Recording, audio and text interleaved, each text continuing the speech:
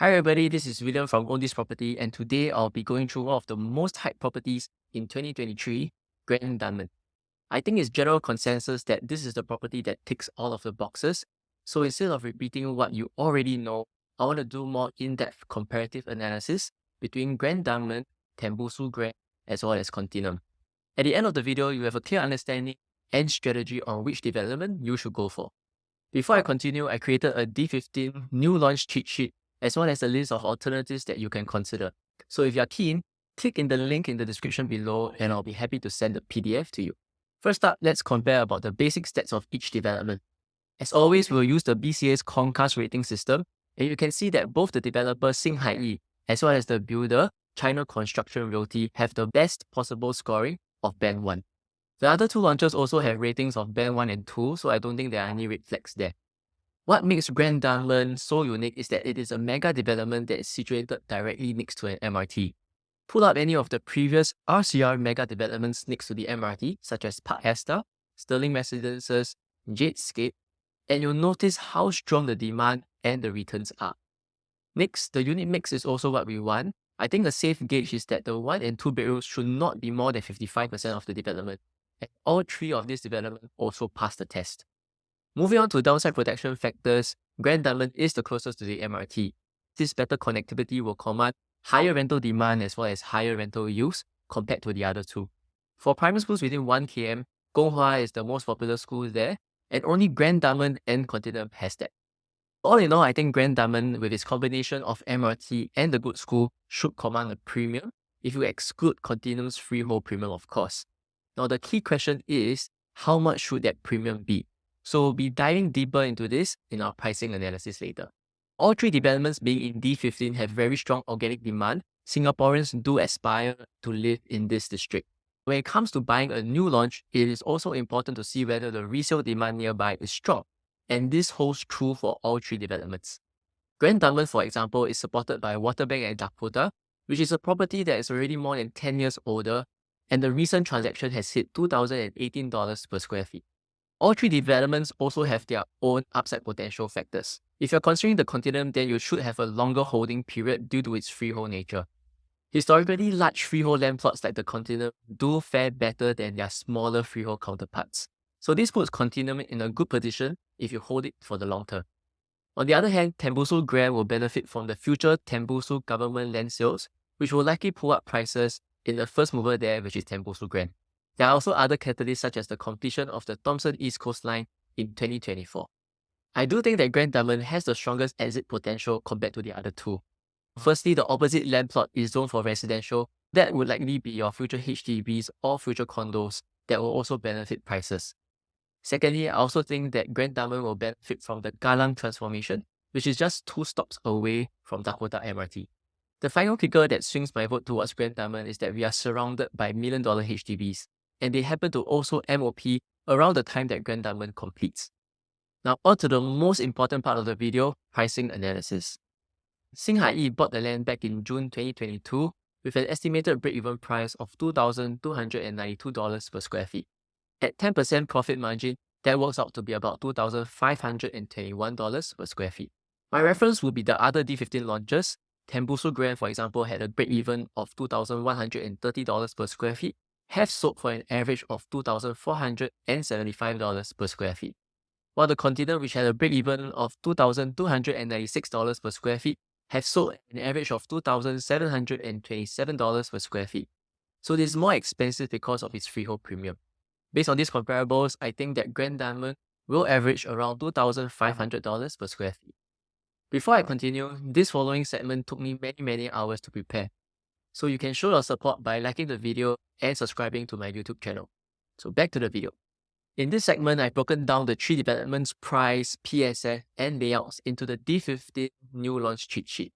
So depending on your budget and your layout, the recommendation will vary. On the launch day, I'll be using this exact cheat sheet to guide my clients on what is the right price to buy, what price is too expensive, and what price you should walk away.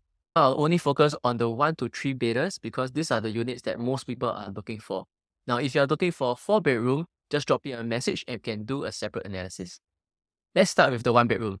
Now, because neither Tembusu Grand nor Continuum have 1-bedroom units, your only choice is this one.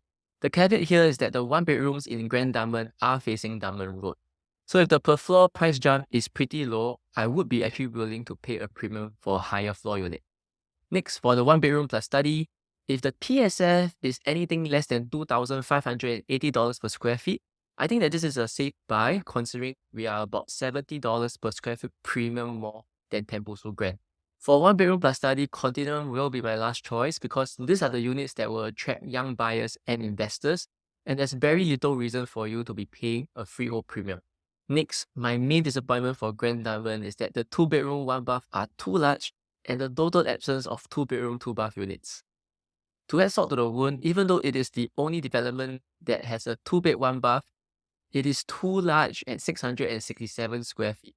At my estimated average of about 1.66 mil, the 2-bedroom 1-bath is of the same quantum as a 2-bed 2-bath in Tembusu Grand. I really don't know what Singai is thinking here, as they missed out on the sweet spot of buyers that range from 1.6 to 1.7 mil looking for a 2-bedroom 2-bath unit. Hence, I will stay away from the 2-bed 1-bath in Grand Dunman unless you can manage to secure a unit that is less than $2,400 per square feet. Since Tembusu Grand is fully sold, and if you have a longer holding period, I think you can actually consider the 2-bed 2-bath in the Continuum because this is a good value buy when the freehold premium is only 8%. Next, the 2-bedroom plus study. Again, Singai went to build the largest unit of the three at 775 square feet. Luckily, the starting PSF is $2,356 per square feet, and that is lower than the starting floor price back then when Tembusu Grand launched. This gives me confidence that on the launch day, the actual average PSF will be less than $2,500 per square feet. On a quantum basis, Grand Dunman is also lower than Tembusu Grand and the Continuum. Hence, I would prefer the 2-bedroom plus study in Grand Dunman, followed by the Continuum. On to the 3-bedroom compact, which are basically 3 bedrooms without the utility and the water closet. Finally, Grand Dunman layout is smaller. The starting PSF is also attractive, almost similar to that of Tembusu Grands.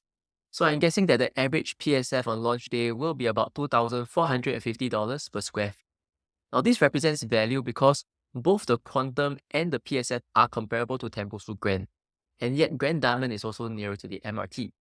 I also like Continuum's 3-bedroom a lot. Not only is the layout efficient because it's a dumbbell layout, but the freehold premium is also lower than the usual 10%. Lastly, the bigger 3-bedroom premium or 3-bedroom with study. Once again, Grand Dunman is the winner here because with the smaller size, even if we multiply it by $2,500 per square feet, which is higher than Tembusu Grand, the overall quantum is still the lowest. Interestingly, Tembusu Grand still has 3-bedroom units on sale. They might be on the lower floor because their price is even lower than the lowest transacted unit so far. While Continuum 3-bedroom at 3 mil, I think that this is a safe entry price, especially if you are looking at freehold properties in the D15 area.